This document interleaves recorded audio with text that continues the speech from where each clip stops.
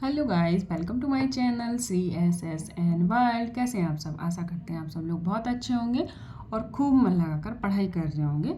तो आपको पता है हमारी CTET पेपर 2 सोशल साइंस के लिए NCERT सीरीज चल रही है, तो प्लीज़ आप लोग उस सीरीज से जुड़ जाइए। आपको पर चैप्टर बहुत ही अच्छे से कॉन्सेप्ट क्लियर होगा। ज़्यादा लंबी लंबी क्लासेस नहीं है, 10 या 15 मिनट की क्लासेस हैं। आप उनको देखिए और एक बार उनको अच्छे से एनालिसिस कीजिए। आई होप आपको वो क्लासें पसंद आएंगी और आप बहुत ही अच्छे से अपनी NCERT कवर कर पाएंगे।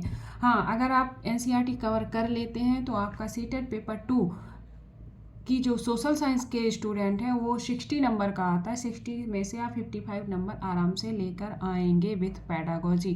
ठीक है, तो आज की क्लास है हमारी ज्योग्राफी की। ज्योग्राफी में हमने क्या किया है कि जो हमने सेकंड चैप्टर करवाया था तो उसमें कुछ चीज़ें थी, देशांतर रेखाएं, अक्षांश रेखाएं, भूभाग, अक्ष और जे उष्ण कटिबंधीय क्षेत्र, शीतोष्ण क्षेत्र, कर्क रेखा, मकर रेखा, इन सब के बारे में ग्राफ बने हुए थे। तो मैं उनको आज सारे ग्राफों को एक ही वीडियो में समझाने वाली हूँ। कुछ ग्राफ मैंने पहले समझा दिए एक वीडियो में, तो जब आप सर्च करेंगे new NCERT series geography mapping करके मैंने डाल रखी है, मैपिंग ज्योग्राफी मैपिंग करके न्यू NCERT सीरीज में ही वो क्लास मिल जाएगी। उस प्ले लिस्ट में देख लेना, आपको मिल जाएगी, आप वहाँ से देख सकते हैं। तो सबसे पहले मैं बताती हूँ कल मैंने कौन कौन सी चीज़ों पर बात की थी। तो कल मैंने सबसे पहले आपको बताया था कि हमारी पृथ्वी है जो, वो हमारी क्या है, अपने अक्ष पर झुकी हुई है। तो कितनी झुकी हुई है? 23.5 डिग्री। ये है पृथ्वी का अक्ष, जहाँ से ये एक रेखा क्या है, काल्पनिक है। ठीक है, ये काल्पनिक रेखा है, सचमुच में कोई अर्थ में एक रेखा नहीं है, बस एक काल्पनिक रेखा है। और ये रेखा अपने पृथ्वी पर झुकी हुई है कितने डिग्री? 23.5 डिग्री। तो जहाँ ये झुकी हुई है उसे हम क्या कहते हैं? उसे हम अक्ष कहते हैं। ठीक है, तो वो पूछता है कि पृथ्वी अपने अक्ष पर कितनी झुकी हुई है? तो 23.5 डिग्री झुकी हुई है। ठीक है, ध्यान रखेंगे इस बात को। दूसरी बात मैंने ये बताई थी कि पृथ्वी कैसे रोटेट करती है, किस ओर घूमती है। तो ये पृथ्वी हमारी पश्चिम से पूरब की ओर रोटेट करती है, पश्चिम से पूरब की ओर घूर्णन करती है। ठीक है, और फिर मैंने बात की थी अपनी दिशाओं के बारे में। दिशाएं आपको पता है, अगर नहीं है पता तो मैं एक बार आपको ड्रॉ करके बता देती हूँ आपकी दिशाएं क्या होती हैं। तो सबसे पहले ये और ये, तो ये हमारी होती है उत्तर दिशा। ठीक है, ये हमारी होती है दक्षिण दिशा।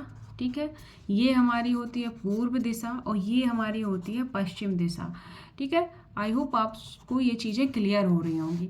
तो हमारी NCERT में भी कहा है, उत्तर को ऊ से प्रेजेंट करते हैं, दक्षिण को दा से प्रेजेंट करते हैं, पूरब को पू से प्रेजेंट करेंगे एंड पश्चिम को पा से प्रेजेंट करेंगे। ठीक है, ये चीज़ मैं इसलिए फास्ट बोल रही हूँ क्योंकि सब बच्चों को आती है, बस जिन्हें नहीं आती है उनके लिए जस्ट एक अंडरस्टैंडिंग के लिए बता रही हूँ कि ये उत्तर, ये दक्षिण, ये पूरब एंड ये पश्चिम होता है। ठीक है, ज्योग्राफी में दिशाओं का बहुत बड़ा खेल है, उसको ध्यान से देख के रखें। ठीक है, तो जैसा कि आपको मैंने बताया था कि ये हमारा उत्तरी ध्रुव है, क्योंकि इधर उत्तर दिशा होती है, तो ये हमारा उत्तरी ध्रुव हो जाएगा, ये दक्षिणी ध्रुव हो जाएगा। अब आप कहोगे कि मैम कैसे पता चलेगा कि ये उत्तरी ध्रुव है, ये दक्षिणी ध्रुव है, हमने कैसे डिफाइन कर लिया इस बारे में? तो इसको बताने से पहले एक चीज़ और बताना चाहूँगी कि जो हमारी अर्थ है वो पूरी सर्कुलर नहीं है, यानी कि पूरी गोल नहीं है। अर्थ का पूरा सर्कल नहीं है, बल्कि ये अपने ऊपरी भाग में, यहाँ के भाग में चपटी है। ठीक है, यहाँ चपटी है, जहाँ ऊपरी भाग में चपटी है इसको हम बोलते हैं भूभाग। ठीक है, एंड मध्य भाग, ये होता है मध्य भाग अर्थ का। तो ये मध्य भाग में उभरी है। कैसी है हमारी अर्थ? उभरी हुई है। तो अगर स्टेटमेंट में क्वेश्चन आता है कि हमारी पृथ्वी ऊपरी भाग में या ध्रुवों पर चपटी है एंड मध्य भाग में उभरी हुई है, तो ये दोनों स्टेटमेंट आपके सही हो जाएंगे। तो आपको ये चीज़ें क्लियर हो गई हैं।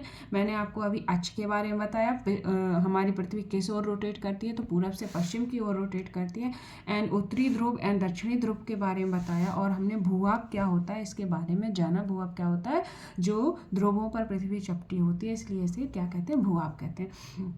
अब हम आपके माइंड में एक क्वेश्चन आना चाहिए कि उत्तरी ध्रुव और दक्षिणी ध्रुव को कैसे हमने डिफाइन किया कि ये उत्तरी है, ये दक्षिणी है। ऐसा क्या हुआ कि जिससे हमें ये चीज़ें पता चलें?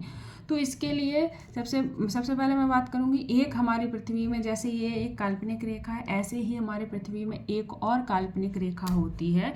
वो रेखा ये है। ठीक है, वो रेखा ये है। इस रेखा का नाम है हमारी विषुवत रेखा। क्या नाम है? विषुवत रेखा है। ठीक है, इन्हें अक्षांश, ये क्या है हमारी विषुवत रेखाएं हैं, रेखा है। क्या है ये जो मिडिल वाली है, इसका नाम है विषुवत रेखा। हर रेखा का अपना अपना नाम है, बाकी इन सारों को हम अक्षांश कहते हैं। क्या कहते हैं? अक्षांश कहते हैं। और हमारे अक्षांश कहते हैं सर्कुलाकार होते हैं, ये देखो ऐसे, यानी कि वृत्ताकार होते हैं हमारे अक्षांश। तो जितने भी इस तरह से लाइनें खींची होंगी वो सारे हमारे अक्षांश होंगे। अब बात करते हैं कि उत्तरी ध्रुव और दक्षिणी ध्रुव को बांटने वाली रेखा को हम क्या कहेंगे? उसको हम कहते हैं विषुवत रेखा। ठीक है, अगर क्वेश्चन आता है कि उत्तरी ध्रुव और दक्षिणी ध्रुव को डिवाइड करने वाली रेखा को क्या कहते हैं? विषुवत रेखा कहते हैं। या ये आता है कि पृथ्वी को उत्तरी और दक्षिणी ध्रुव को दोनों बराबर भागों में बांटने वाली रेखा को क्या कहते हैं? विषुवत रेखा कहते हैं। ठीक है, अब बात आती है कि ये हमारे अक्षांश कितने हैं। तो अक्षांश कितने? हमारे टोटल अक्षांश 180 हैं, जिसमें से 180 अक्षांश है। जब ये विषुवत रेखा यहाँ जाएगी, टोटल है 181। कितने हैं? 181। ठीक है, तो जब 181 है तो जब इनको डिवाइड करेंगे तो 19 अक्षांश यहाँ आ जाएंगे और 19 अक्षांश यहाँ आ जाएंगे। ठीक है, तो ध्यान रखेंगे, मैं एक बार क्लियर कर दूंगी 180 है या 181 है। ठीक है, ये कन्फ्यूजन है, एक बार कमेंट बॉक्स में कमेंट करके ज़रूर बताना हमारे अक्षांश टोटल कितने हैं। ठीक है, तो हमारे टोटल अक्षांश आई थिंक 180 ही हैं। इनको डिवाइड कर देते हैं तो 90 अक्षांश उत्तरी ध्रुव में हो जाएंगे और 90 अक्षांश हमारे दक्षिणी ध्रुव में हो जाएंगे। तो अब बात करते हैं रेखा की। तो आप पहले इसी रेखा को जान लीजिए, जिससे पृथ्वी दो भागों में डिवाइड होती है, उसे हम विषुवत रेखा कहते हैं। ये 0 डिग्री अक्षांश पर है। कितने अक्षांश पर है? ये 0 डिग्री अक्षांश पर है। तो आई होप अक्षांश आपको पता चल गए होंगे। अक्षांश हमारे वृत्ताकार होते हैं। विषुवत रेखा से ध्रुवों की ओर जाने पर हमारे अक्षांश घटते जाते हैं। क्या हो जाते हैं? घटते हैं, क्योंकि ये देखो, ये इससे बड़ा है, ये इससे छोटा है, ये इससे छोटा है, यहाँ भी एक बनाओगे तो ये भी इससे छोटा हो जाएगा। ठीक है, ऐसे हमारे अक्षांश घटते जाते हैं। तो क्वेश्चन आएगा स्टेटमेंट में, विषुवत रेखा से ध्रुवों की ओर जाने पर अक्षांश रेखाओं की दूरी घटती जाती है या कम होती जाती है। तो स्टेटमेंट आपका सही होगा। और कल मैंने एक बात और की थी, एक रेखा और होती है काल्पनिक, जिसको हम ग्रीनविच रेखा कहते हैं। ये है, ये ग्रीनविच रेखा है। ठीक है, इसको क्या कहते हैं? इस रेखा को हम क्या कहते हैं? प्रमुख यामोत्तर रेखा, यानी कि देशांतर। अभी हमने अक्षांश रेखाओं के बारे में बात की है, अब हम देशांतर रेखाओं के बारे में बात करेंगे। देशांतर रेखाएं हमारी ऐसी होती हैं, उत्तर से दक्षिण की ओर जाती हैं। ठीक है, उत्तर से दक्षिण की ओर जाने वाली रेखाएं क्या होती हैं? देशांतर रेखाएं होती हैं। तो जैसे अक्षांश रेखाओं में एक मेन रेखा थी विषुवत रेखा 0 डिग्री, ऐसे ही हमारी देशांतर रेखाओं में भी एक रेखा होती है 0 डिग्री देशांतर, जिसको प्रमुख यामोत्तर रेखा कहते हैं। अब इसमें क्वेश्चन कैसे बनेगा? वो क्वेश्चन पूछेगा। क्वेश्चन बनाने से पहले मैं इसे डिफाइन करना चाहूँगी कि जो देशांतर रेखाएं हैं ध्रुवों पर जाने पर घटती जाती हैं और ये शून्य हो जाती हैं। घटती जाती हैं और क्या होती हैं? ये शून्य हो जाती हैं, बल्कि अक्षांश रेखाएं शून्य नहीं होती हैं, देशांतर रेखाएं शून्य हो जाती हैं। तो देशांतर रेखाएं वाटरमेलन से आप याद रख सकते हैं। ठीक है, अब ये चीज़ें क्लियर हो गई होंगी आपको। अब हमें एक चीज़ और आपको बतानी है। तो आप अब जान चुके हैं अक्ष क्या होते हैं, देशांतर रेखाएं क्या होती हैं एंड अक्षांश रेखाएं क्या होती हैं, ये चीज़ें आपको क्लियर हो गई होंगी। तो अब हम बात करते हैं कि हमारे पृथ्वी में कौन कौन सी रेखाएं होती हैं। ठीक है, तो आगे बढ़ेंगे। तो सबसे पहले मैंने पृथ्वी को डिवाइड किया था हमने 2 पार्ट में। तो वो जो रेखा थी मेन हमारी, वो कौन सी थी? तो आपको पता होनी चाहिए, वो है हमारी कौन सी? विषुवत रेखा, जो हमारे उत्तरी और दक्षिणी ध्रुव में डिवाइड करती है। आपको दिख रही होगी, ये कौन सी रेखा है? विषुवत रेखा है। ये कितनी होती है? 0 डिग्री। ठीक है, 0 डिग्री विषुवत रेखा। तो एक बार इसे आप नोट डाउन कर लेंगे या ऐसे ही ग्राफ बना लेंगे, जिससे आपको रटना ना पड़े और आपको चीज़ें क्लियर हो जाए। ठीक है, ये तो हो गई हमारी 0 डिग्री विषुवत रेखा। अब हम आगे बात करेंगे हमारी और कौन सी रेखाएं होती हैं। तो एक यहाँ से रेखा जाएगी, एक यहाँ से रेखा जाएगी। ठीक है, और एक रेखा ये और एक रेखा ये। अब हम बात करेंगे इन रेखाओं के नाम के बारे में। तो ये हमारी 23.5 डिग्री कौन सी रेखा होती है? कर्क रेखा, ठीक है, 23.5 डिग्री कर्क रेखा। और सेम इसका भी है 23.5 डिग्री, बस नाम अलग है, क्या है? मकर रेखा, ठीक है। तो आपको क्लियर हो गई होंगी रेखाएं। जो बीच की रेखा है वो विषुवत रेखा है 0 डिग्री, इसके ऊपर जाएंगे ये कर्क रेखा है 23.5 डिग्री।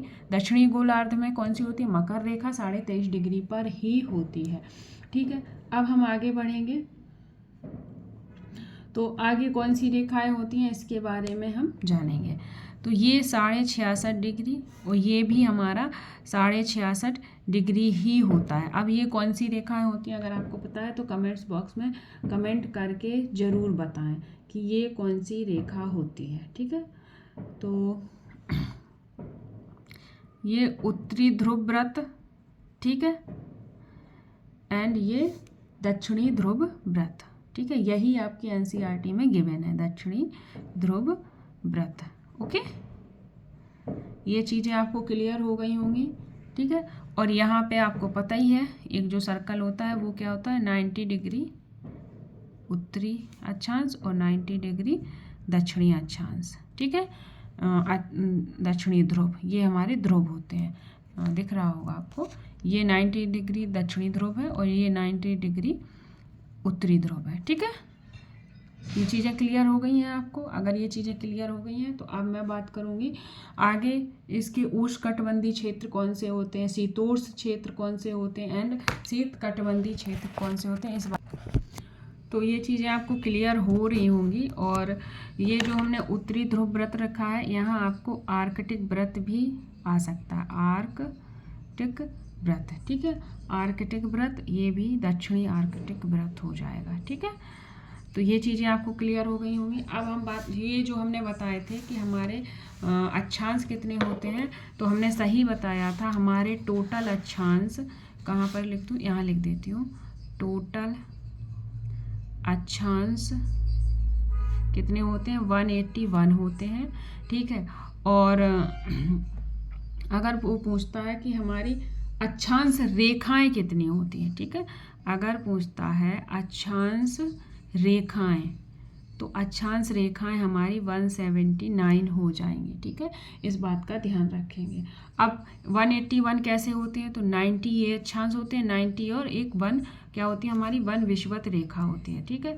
90 + 1 + 90 टोटल 181 हो जाएगा, ठीक है। ये चीज़ें क्लियर हो गई। साफ ना दिखाई दे रहा हो तो मेरी वॉइस आ रही है, उससे आप लिख सकते हैं, ठीक है।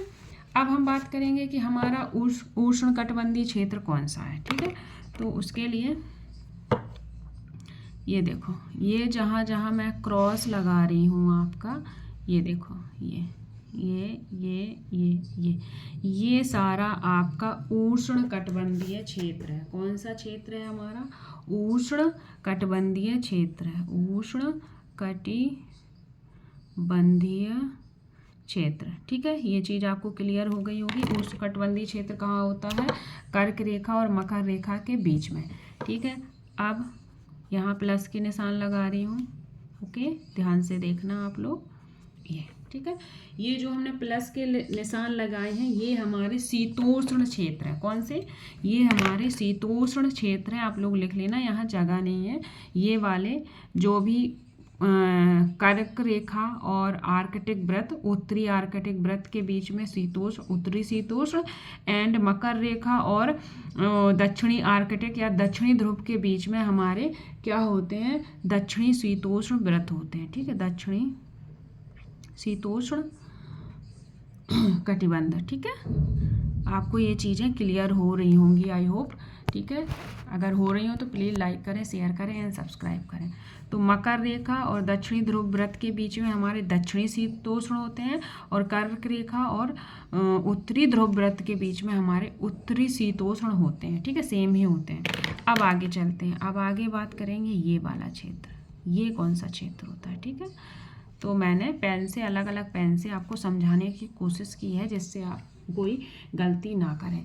तो ये वाला शीतोष्ण होता है और ये वाला शीत कटिबंधीय होता है। कौन सा? शीत कटिबंधीय क्षेत्र, ठीक है। उत्तरी, ठीक है। और ये दक्षिण का है तो ये दक्षिणी शीतकटिबंधीय क्षेत्र हो जाएगा, ठीक है।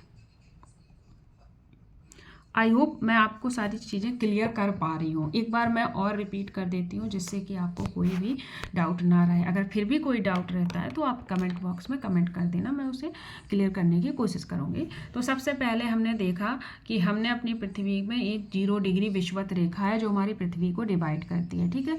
तो ये 0 डिग्री जो रेखा है इसका नाम क्या है? विषुवत रेखा, ठीक है। एंड फिर हमारी ऊपर एक कर्क रेखा है 23.5 डिग्री पे और दक्षिण में मकर रेखा है 23.5 डिग्री पे। तो आपकी जो डिग्री है वो सेम है, बस नाम अलग अलग है, इनको ध्यान रखना। उत्तर में कर्क है और दक्षिण में मकर रेखा है, ठीक है। अब आगे बढ़ेंगे। 66.5 डिग्री उत्तरी ध्रुव व्रत या उत्तरी आर्कटिक व्रत कहते हैं। इधर आएंगे तो 66.5 डिग्री पे दक्षिणी व्रत या दक्षिणी आर्कटिक व्रत होता है, ठीक है। ये चीज़ें क्लियर हो गई। अब हमने क्या बात की? उष्णकटिबंधीय क्षेत्र। तो ये जो क्रॉस वाला निशान है ना, ये ब्लैक ब्लैक से क्रॉस है, ये हमारा उष्णकटिबंधीय क्षेत्र है, ठीक है। कौन सा क्षेत्र है? उष्णकटिबंधीय क्षेत्र है। और जो प्लस वाला निशान है, प्लस का ये वाला, ये तो ये हमारा शीतोष्ण क्षेत्र है। कौन सा है? शीतोष्ण। अगर दक्षिण का है तो दक्षिणी शीतोष्ण हो जाएगा, उत्तर का है तो उत्तरी शीतोष्ण हो जाएगा, ठीक है। अब ये जो रेड पेन से क्रॉस का निशान लगाया है तो ये हमारा शीतकटिबंधीय क्षेत्र है। तो क्वेश्चन कैसे बनते हैं? क्वेश्चन ये बनता है कि विषुवत उष्णकटिबंधीय क्षेत्र कहाँ होता है? तो वो कर्क रेखा और मकर रेखा के बीच में होता है। अगर क्वेश्चन बनता है शीतोष्ण क्षेत्र कहाँ होता है, तो वो कर्क रेखा और उत्तरी ध्रुव या जिस तरफ का पूछे, अगर दक्षिणी शीतोष्ण पूछता है तो आप बता देंगे मकर रेखा और दक्षिणी ध्रुव व्रत या दक्षिणी आर्कटिक व्रत के बीच में बनता है। अगर वो पूछता है कि उत्तरी शीतोष्ण, तो आप बता देंगे 23.5 डिग्री कर्क रेखा और 66.5 डिग्री आर्कटिक व्रत के बीच में बनता है, ठीक है। आई होप मैंने ये चीज़ें आपको क्लियर कर पाई हूँ। अगर क्लियर की हूँ तो प्लीज़ कमेंट्स बॉक्स में कमेंट जरूर करना, जिससे मोटिवेशन मिलता है, मैं और अच्छे से आपको एक्सप्लेन कर पाऊँगी। टाइम नहीं मिल पाता है मुझे, बट मैं नहीं सोचती कि आप लोगों का इस बार सीटेट ना क्लियर हो। इस बार आपको सीटेट क्लियर करना है और आने वाले एग्जाम में आपको फॉर्म भरने के एलिजिबल बनना है। जिनका इस बार सीटेट क्लियर नहीं हुआ है उनसे पूछो उन्हें कितना दुख हो रहा होगा कि DSSB के एग्ज़ाम मतलब फॉर्म फिलिंग हो रही हो, मैं एग्ज़ाम नहीं दे पा रहा हूँ। उनके लिए भी मुझे सच में बहुत दुख है। और मेरी प्रिपरेशन चल रही है, मुझे टाइम नहीं मिल पाता। मैंने एग्ज़ाम्स की प्रिपरेशन कर रही हूँ, तो DSSB तो है ही टारगेट, अदर एग्ज़ाम भी चल रहे हैं, तो इस वजह से टाइम नहीं मिलता। बट मैं आप लोगों के लिए टाइम निकाल लेती हूँ। यकीन मानिए छोटी छोटी वीडियो आपको इतना हेल्प करेंगे कि आप जो 60 मार्क आपकी सोशल साइंस का सब्जेक्ट है उसमें आप बहुत अच्छा स्कोर कर पाएंगे। और मैं अदर स्ट्रेटजी भी बताऊंगी, एक बार सिलेबस डिफाइन हो जाए। बाकी सिलेबस में ज़्यादा चेंजेस नहीं आएंगे, थोड़ा बहुत ही चेंजेस आएगा। तो अदर सब्जेक्ट कोई भी मैं स्ट्रेटजी बता दूंगी। अदर सब्जेक्ट में पढ़ा नहीं पाऊंगी क्योंकि टाइम बहुत कम है मेरे पास पढ़ाने का, इसलिए मैं आपके लिए सिर्फ सब्जेक्ट का मदद कर रही हूँ, हेल्प कर रही हूँ। बाकी अगर आपको सेशन पसंद आते हैं तो प्लीज़ लाइक करें, शेयर करें, सब्सक्राइब करें, कमेंट जरूर कर देना मुझे, ठीक है। Thank you guys, take care and bye.